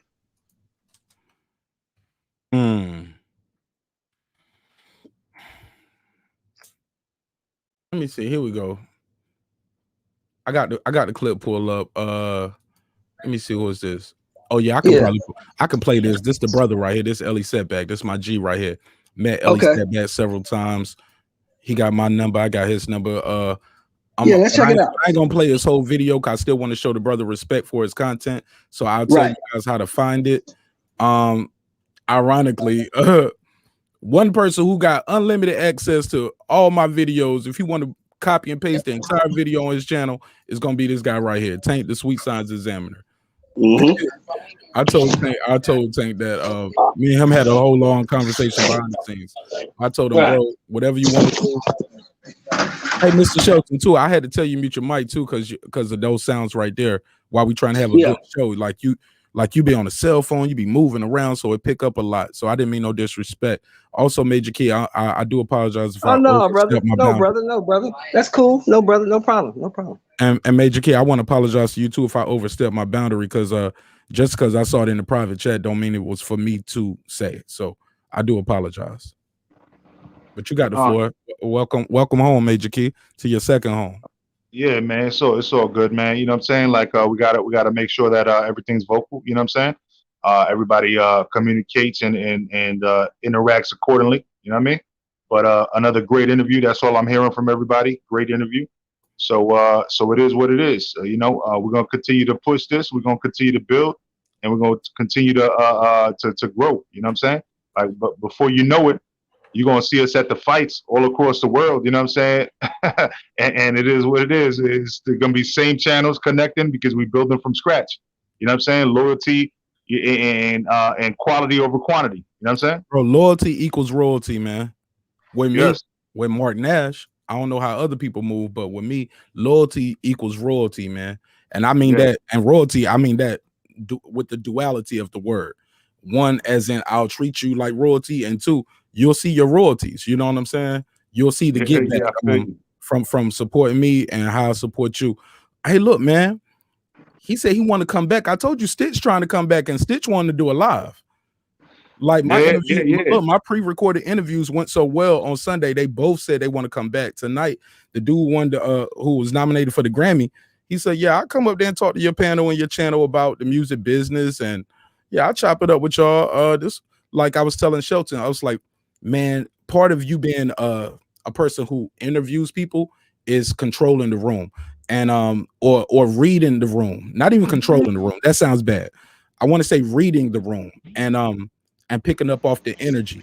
Like I can tell he wanted to stay a little longer, but he had already said this. So, but man, he wanted to stay a little longer. But I ain't want to push him too hard. But I appreciate you giving me that little bit of edge and that little bit of leeway. I won't press that leeway that much next time, though. I'm sorry. And what was the last thing I want to say? Man, we got a good show, man. We got a good show planned for the night, man. The dude who I got coming up here, he's nominated for a Grammy for that. It's a gospel record called "Won't He Do It." Came out I think of the year before last, but was nominated for the Grammy last year. So he kind of really didn't get to enjoy it because it was COVID. So he couldn't enjoy having a '1 record. I'm like, bro, you are a Grammy nominated producer. You got a '1 record. More than one. He worked with YG. He worked with Young Dro. Did the TikTok record. You feel me? So the kid is moving. So I really appreciate his time. I really appreciate what he's doing. Damn, everybody dropped off at one time. Well, shit, I go and wrap it up then. It seemed like everybody. Was I talking too long? Can y'all even hear me? Sound like everybody dropped off at the same time, but it's all good. I'm still here. If y'all can hear my audio, somebody in the chat let me know. But So the show we doing next up tonight, we definitely gonna bring Kid Class on, and we're gonna chop it up with him. You already know. If I knew it ahead of time we was gonna have Kelly Pavlik on, I would have did one of those graphics that I did for Stitch Duran. Like, I don't know if y'all saw the graphics that I'm doing for the interview. So we got the show intro, but when we do the intros, I kind of want to have like a dope graphic. You know what I'm saying? Oh, Tank, what up, my brother? How you? Was good. I'm on the wrong. Nah, you good. You good. Talk to me. Hold on. The other one should have ended. I was trying to get in with Shelton because he had a question for me. Oh, Shelton, if you out there, pull back up, man. If you out there, Mr. Shelton, pull back up. Mad Chad, man. Shout out to Mad Chad. Sometimes it's dope to have people like Mad Chad on the well, not sometimes, it's always dope to have people like Mad Chad on the panel who are content creators, but not only that, they're just fans of the sport. Like, he might not even ask a question. He's the guy who will just say, hey, I want to give you your roses. I just wanted to meet you in person and have a conversation with you. Y'all can go ahead and ask your question. You know what I'm saying? That's dope too. You get what I'm saying? Because these guys put their life on the line. They are modern day gladiators. Man, Kelly Pavlik is not celebrated like he should be, man. And so that's why we want to give these guys their flowers while they can still smell them. You know what I'm saying? And I'm definitely going to chop this one up, and I'm definitely going to make a graphic for the interview because we had all good questions. We had positive brothers up there. Hopefully we can get more ladies involved because we do have a lot of female fans of boxing. Hopefully they'll start tuning in more and get caught up on some of those interviews because maybe they don't know that we're doing it, or maybe they don't feel like they're invited sometimes. You know what I'm saying? Because it is a lot of female fans in boxing, and they love these dudes and they want to ask them some questions. But sometimes the market space gets filled up by the guys. Major Key, you got the floor. Go ahead. What's up? Yeah, no. You right. Like people like, for example, look at True Schools with Stanisa Estrada, right? He always has her on. Look at Punch Drunk with Amanda Serrano. He always has her on. You know what I'm saying? Look at and I'm gonna be honest with you, man. I don't like or dislike this dude. He's grinding. But the first time that I went on his platform, me and him had a fallout real quick, and that was the first time I ever met him. So I was subscribed to him for a long time prior to that, and I just wanted to add some value. And apparently, he thought I was a casual, and so I had to go at him. You know what I'm saying? You know how Major Key gets down. You know what I'm saying? So Ring IQ, another one. He always highlighting females and all of that. But then I think it was Clarissa Shield that shitted on him. You know what I'm saying? So but you know why though? He purposely says her name wrong all the time. Well, then he deserves it because I'm not gonna talk shit about the dude. I don't know the dude. All I know is that my first actual interaction with the dude, when I really went on his live to talk boxing, his question was, who has a better legacy, Floyd Mayweather or Manny Pacquiao? Whichever way you see it, it's a great conversation. It's a great conversation. Whichever way that you side it doesn't mean you're casual because you side one way or the other.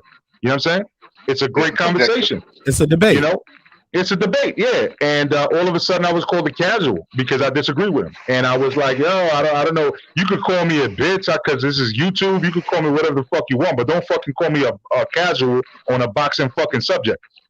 That offends me. Especially on a question like that. That is all about your perception.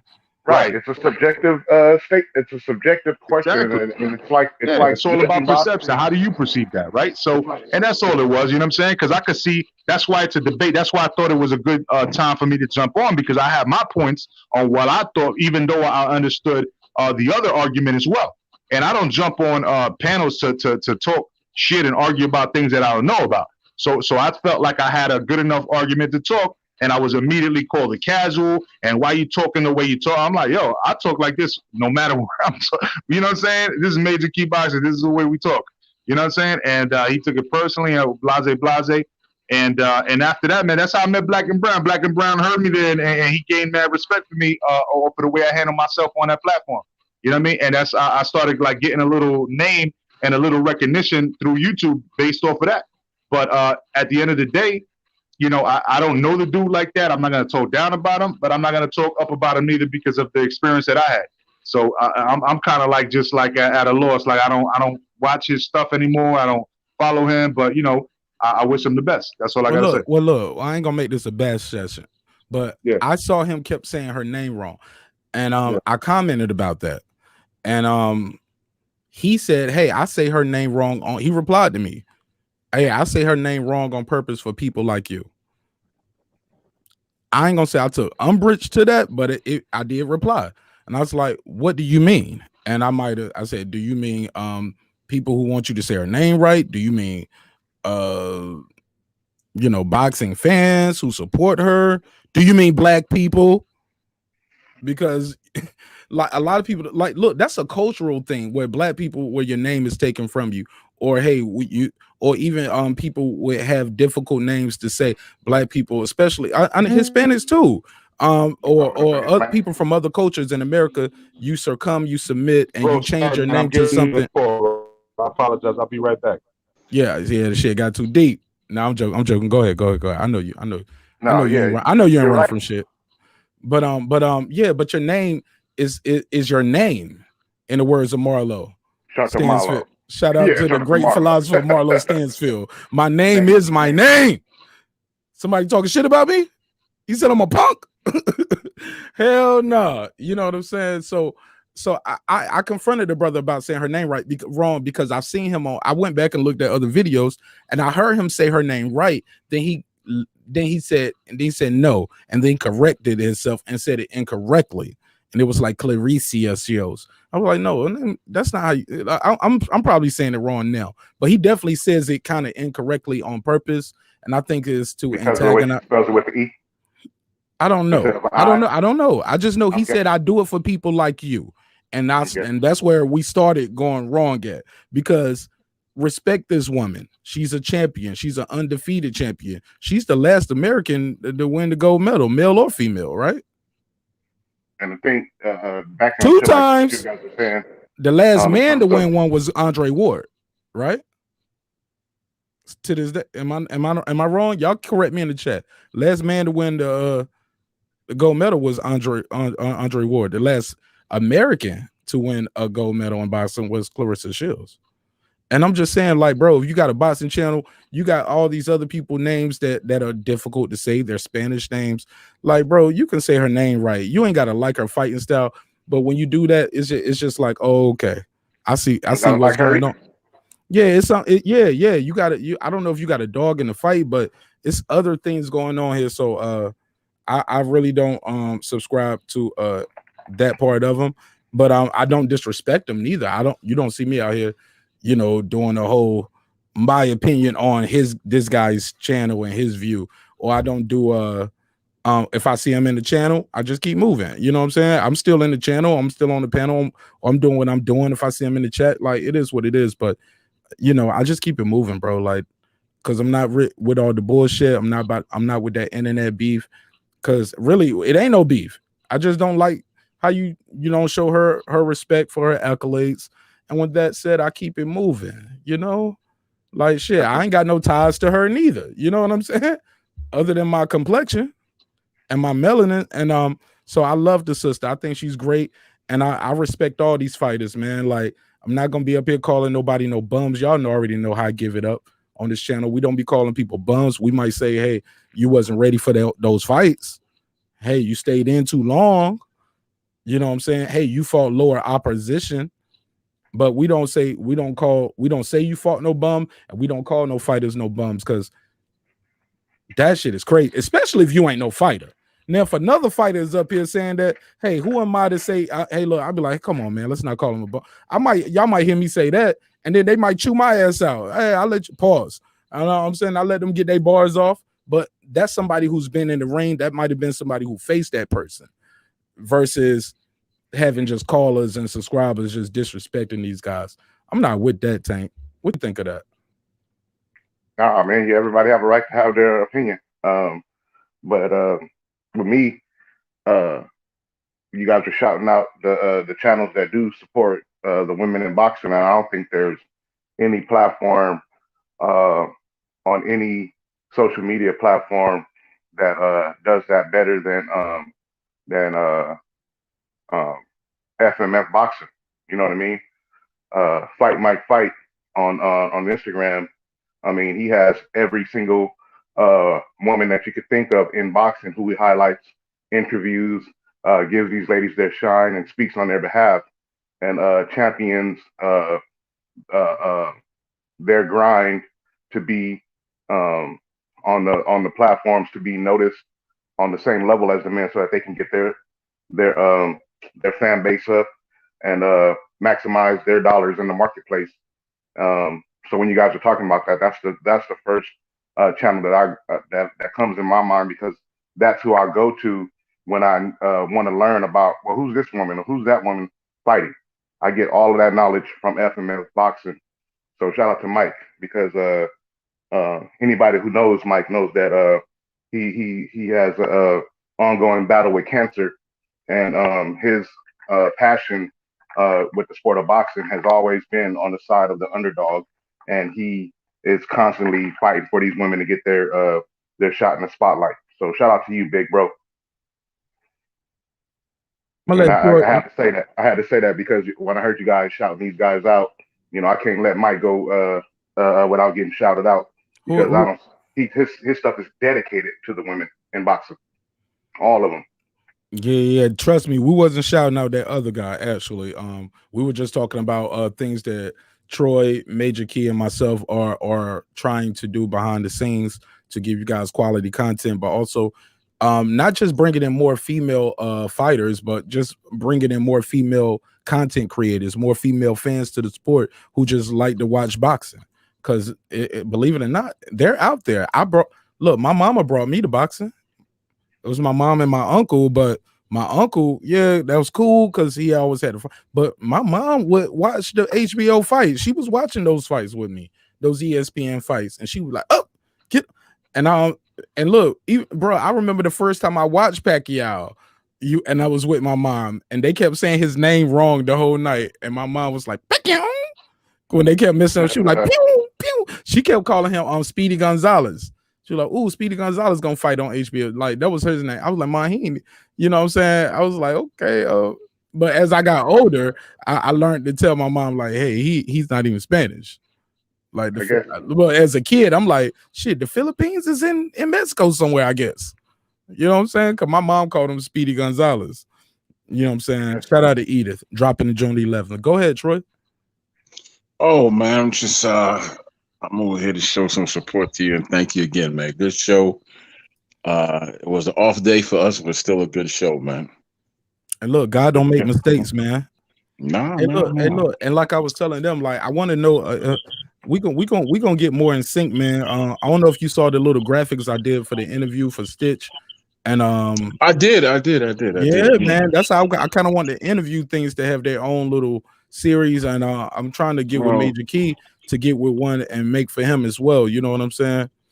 I tell you, I got a legend, but I work it out. But I can work it out in a way where I'm the one who making it, so I can make it so it can fit both of our channels. But I just don't know who. I got to get a little more notice so I can start making the graphics. We can run the graphic before the show start. You know what I'm saying? Well, I tell you what, man, we can promote them on Instagram. We got to use that Instagram and that Facebook.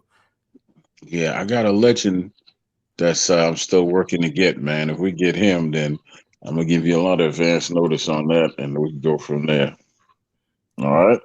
Absolutely, man. Absolutely. Because him and his people are big on artwork and all that. But long and short of it, folks, is for those who are listening, the reason why Mark, myself, and Major Keys all work together is because you got to be a good judge of character. You got to have people that are evenly yoked with you and on the same page with you. And I think Mark was talking about all the mess that's out here now on YouTube.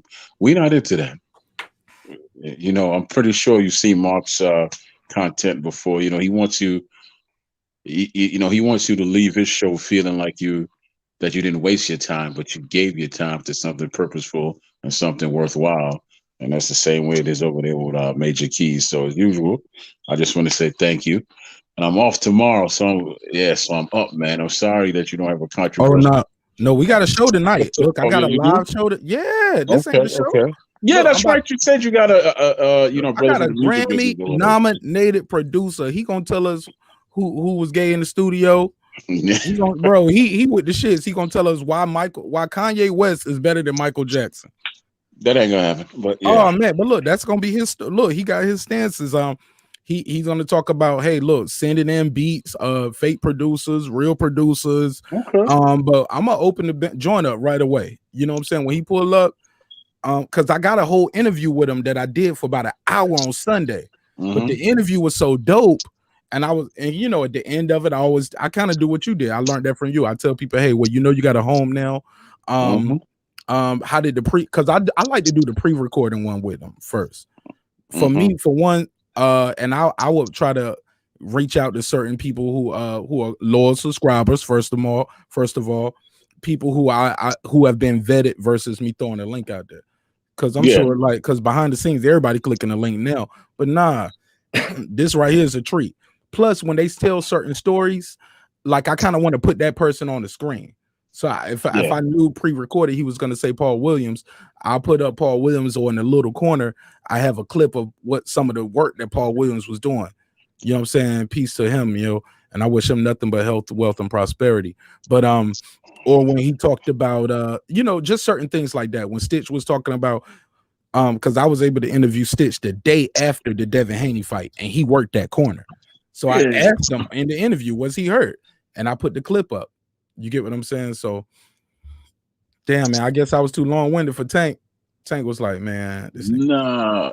Am I too long-winded? I know. You know what? I'm I'm actually chilling. Like I said, I got all night because I don't have to go to work in the morning. But no, you know what it is? You said you like recording. I'm gonna end this one in 15 minutes, just to let everybody know. Okay. I'm gonna end this one in 15 minutes, but I'm gonna start the other one at 9:55. Right. Because you said you like to do stuff like, you know, pre-recorded me. No. We're gonna be live. We're gonna be live for this. Okay. Yeah, the show, this interview, it's gonna be live. Like I said, the interview goes so well. Like I said, I want to have a good production. I'm cool with doing the live interview. I love doing that shit. That's dope. But certain people and certain things, when I couldn't get up with you guys to do the live joint, I was like, well, I wouldn't want to do it live without y'all. You know what I'm saying? Because y'all helped me out so much. That's just me.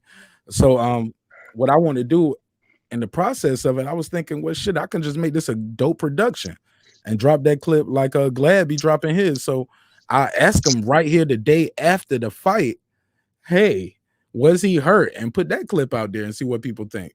Because now I got the cut man who's working the corner about the fight y'all talking about. Hey, I got him right here the very next day. Like, God don't make mistakes. You get what I'm saying? And He's a real cut man, right? Yeah, that's Stitch Duran. Just Google the best cut man in the world. Okay, I tell you what, man. Talk to him on the back end and tell him to come on the 7th. Because like I said, that trainer is a Hall of Fame trainer. I'm pretty sure they work together. I can't guarantee if they did or not, but this cat here that we get. He want to come back. He wanted to do it live. I told him we're gonna do it. Tell him to come through on the 7th on Major Keys, and you know you're gonna be the broadcasting it too, right? So and he gets to talk to this Hall of Fame trainer, which you know already. You actually know who it is already, I think, right? So yeah, and I'm like 100% positive that they worked with each other before, man. I'm 100% positive they worked with each other before. Stitch Duran been in the business 30 years, brother. Same thing with this brother. He's been around. Yeah, man. He's been around a while, and in all combat sports. You know what I'm saying? So yeah, we got to stop meeting up early for the show. Well, not us three in particular, but you know other folks that chime in, so we don't overlap with the questions. Because that's been happening almost every show. That comes with people tuning in late. Yeah, like, that's what I'm saying. That's what I'm saying. And it keeps being with my questions. You notice that? Well, yeah, because you know, Major Keys asked 2 questions that I was gonna ask, but the fact is that I'm good on the fly like that. So I'm good at, because there's 2 questions that he asked I was gonna ask, but he didn't know that, right?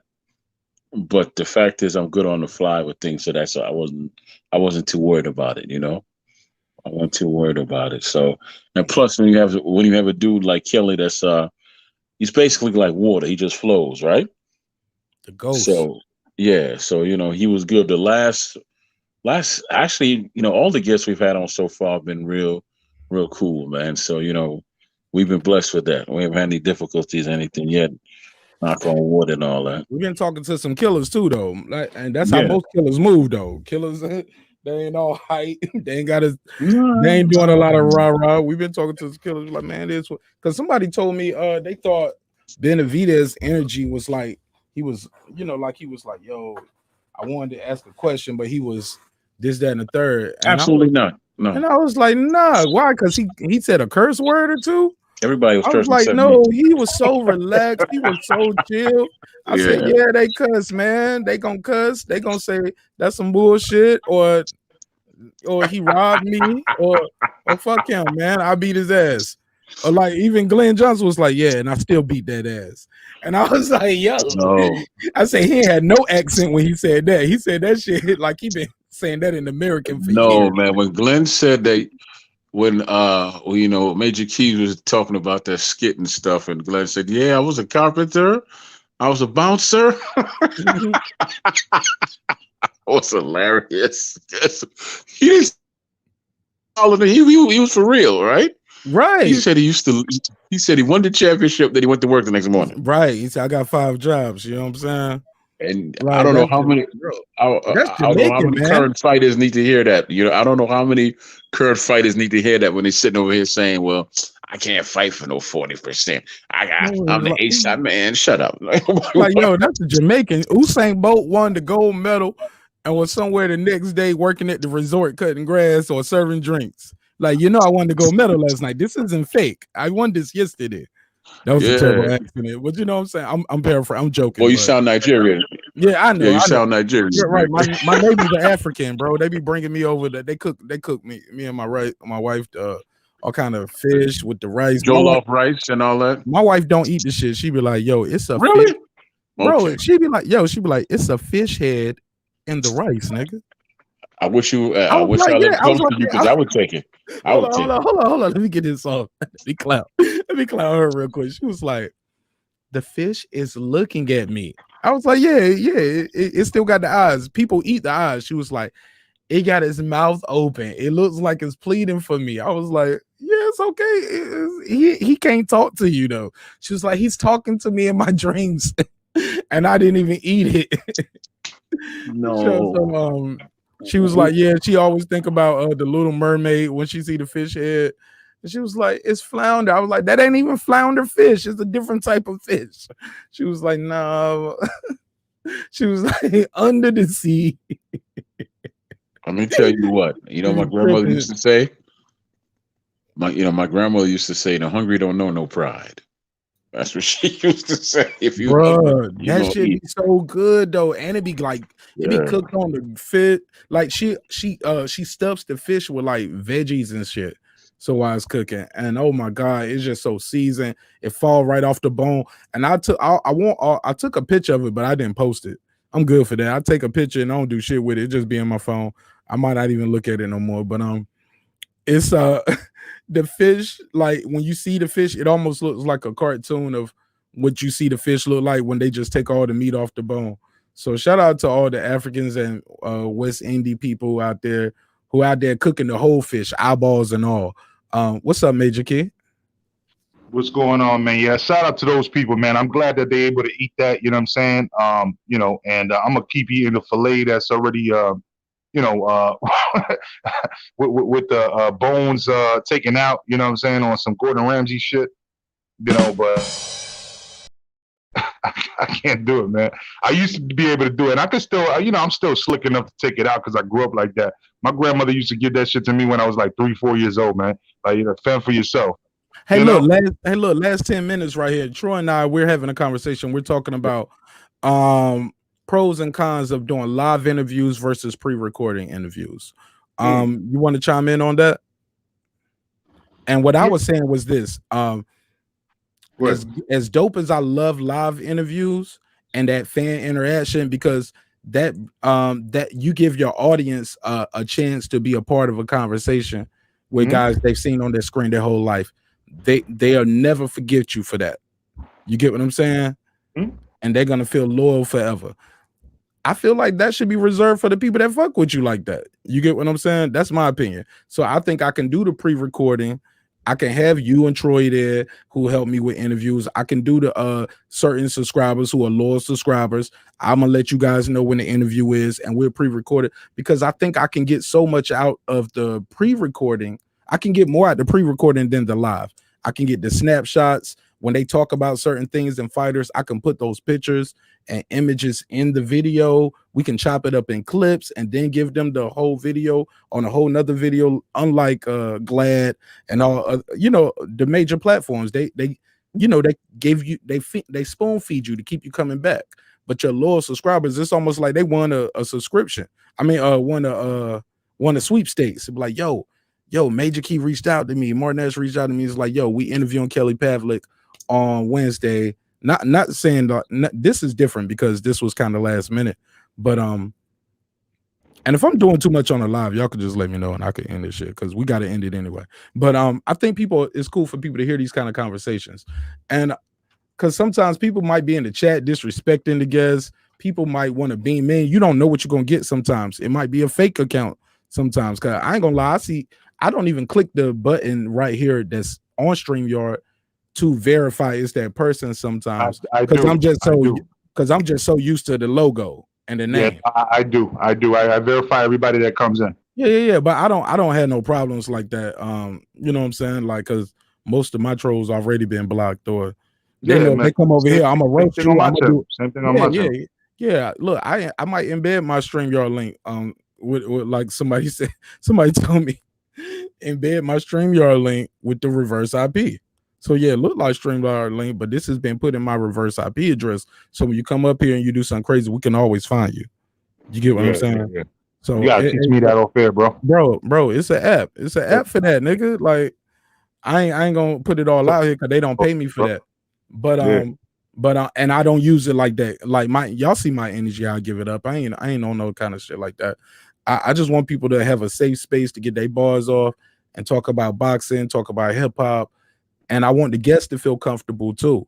Now, granted, I want the guests to know, like, hey, you're gonna get some resistance. It's a live show. Some guests are with it, some of them are not.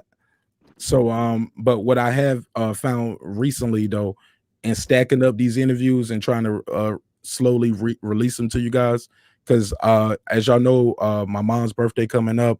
I'm gonna be dropping the project, so I won't be doing a live show. I'm not gonna be up here doing it. So I want to have something for y'all during that time where I'm away from the studio, while I'm out here promoting the project, doing interviews other places, and still trying to be a husband and a father at the same time,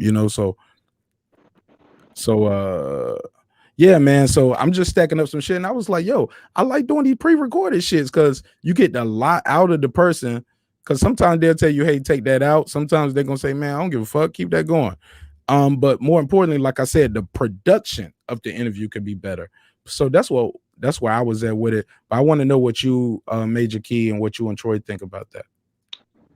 About it being a treat. Troy? Asking both of y'all, how do y'all feel about should it be more of a treat and a gift to the subscribers, to be selected, or should it be popped on? So go ahead, Troy, because you've been here longer than me. I thought y'all was already tired. I thought you was talking about that already. Troy said he got all night. So go ahead, Troy. Troy gonna be on my panel on the next show that we about to end. You go first. Troy already spoke about it. He even dipped off. He put the pressure on you. He left. Oh, you got to go. It's fine with me. And I put your logo on. You got to go. Personally, I feel like I love the raw energy. I love the fact that people feel interactive with it. That's exactly the goal. So yeah, I could chop it up, make it look a little better. You know what I'm saying? Make it look cute for the cameras and all that. You know what I'm saying? But at the end of the day, that's not how I rock. You know what I'm saying? I'm not fucking shaving my fucking grimy ass fucking face to make my face look clean just because I'm going live today. Nah, fuck that. It's all grimy, it's all real, it's all raw and uncut. Cut your camera on, nigga. You know what I mean? Cut your camera on there, nigga. Nigga, I put my camera on no matter what. Let's go. Look at that shit, bro. Look at my hair, bro. I need a cut, bro. Look at that shit. Look. I'm looking crazy right now. Hey, God said you're beautiful, brother. How about that? Thank you, bro. God said you're beautiful, my brother. But nah, hey, listen, man. What I'm trying to say is that yeah, I mean, it's I like it raw and uncut, just like that, man. Like, and I feel you though. Like there's certain things, certain people are gonna want that. They're gonna request that. They're gonna want, and eventually, if you're going on a platform like a studio, like a broadcast on a channel or something, I get it. I get it. But for me, like I'm gonna get the the backdrop and all that. Right now I put the library before for the interviews now. But this is my normal space right here. I love just chilling right here. You know what I'm saying? Feel the fresh air, and you can hear the cars in the background. Obviously, right now this is just my neighborhood. But at the end of the day, I love it. yeah. At the end of the day, man, look, I understand all the professional shit later on. When it has to get like that. But a lot of these guys are from the old school. They're giving us raw, uncut interviews. You see what I'm saying? And that's what I want. I want that energy because I want the casuals to understand how these real dudes interact. And you see, they have no problem with it. See what I'm saying? So if it was a younger person, maybe they'd be like, oh, or maybe the person that they fuck with want to see it a certain way and this and this and that. But these old school cats don't give a fuck. Hell nah. They with it. You know what I'm saying? They'll probably give us the interview from a dirty ass gym while they sweaty as hell. You know what I'm saying? They don't give a fuck. Right. They raw like that. You know what I'm saying? And that's the kind of interviews I want, that raw shit. And then when you get the fans looking at them and asking them questions and saying, hey, hey man, I looked up to you, this and this and this and that. I can't believe I'm able to ask you a question. They just start smiling. You can see them smiling. You know what I'm saying? But peep this shit right here though. A lot of times the fans are vetted anyway. We know who you're going, like you said, you get what I'm saying? You know who you're going to bring on anyway. You know you're going to have, we might let Sinister, Guido, me, you know what I'm saying? It's always good to have somebody from the UK to come in and show them their support. And who better than Rap Star to represent the UK? You get what I'm saying? So, because he's very active. Say what you want to say about him. He's very active. And I love the logo for personal reasons. You know what I'm saying? So shout out to my brother Rap Star. What I'm saying is this, man. We're doing it anyway. It's already a live. It's a live interview. It's not going, you know what I'm saying? And it's already, we already know who we're gonna bring in. If Lisa Bells want to come in, we're gonna send the link. You know what I'm saying? Certain people gonna get in. Certain people you already know. I'm not bringing this person up here while I got Roy Jones up here. I'm not bringing this person up here while I got XYZ up here. Just because you already know who you're dealing with. So what do you say to that part where? Well, we have established relationships. We have established relationships where we already know that people have been on the platform and people show their face and they're not capping out there. That's one thing. But to say that we just come through, there's a certain. Okay, so I put it to you like this: when I do my interviews, there's a certain time frame for the certain panel that's there, right? And we're gonna ask our questions, and then it's gonna be opened up to the chat, right? Nice format. And that's just the way it is, and that's the way it rocks on my channel. So once you hear us, then it goes out. But it's not like I just say, hey, I pick on this person, they're automatically gonna come in, or I say, if I don't know you and you've been rocking with me for a minute in the chat, I never heard your voice before, but you feel like this is a fan of your, like you're a big fan of this guy, you know what I'm saying? Go ahead, click the link and show me your face in the background. Okay, you good? All right, cool. You can pop up. Once I verify and authenticate, you show me your face, boom, you're good to go. That's it, man. Like, I know how people feel, And tell people again how they can follow you at. And then we're going to let Troy Graham take us home on this one. And I'm going to see y'all back in about 10 minutes. Tell people again where they can follow you at if they don't know. Yeah, you should know already.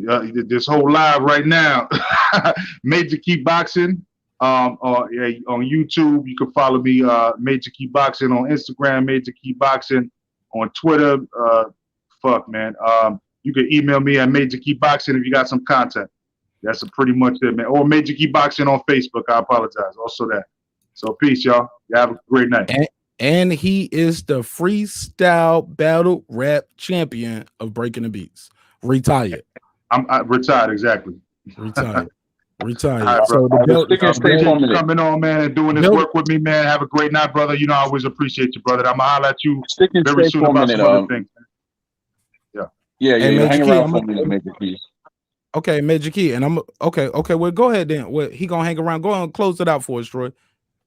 Yeah, I was listening. I had some issue with my stuff and all, but I think you were asking. No problem. 2 about minutes or going- less. Just close this one out because we're gonna be Cool, right cool, back. cool about going live about or about doing it recorded.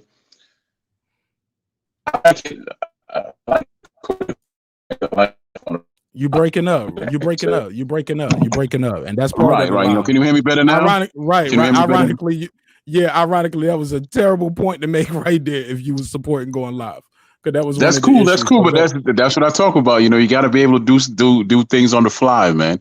You got to be able to do things on the fly. Like, I'm cool if I could only get a recording. That's fine. But me, you could drop me in hell, and I got to fend for myself, and that's how I am. I like to do things on the fly, man. That shows I still have a mind on me, Yes, sir. And the reason why I asked you to stick around, Major, is because the reason why we all work is because we all understand who we are. Him, as I tell him, he's a superstar. He's Meth, and I'm RZA. So he's the face, he's the superstar, and I'll stay in the background and do what I do. And you like Jizza, man, or you inspect the deck, man.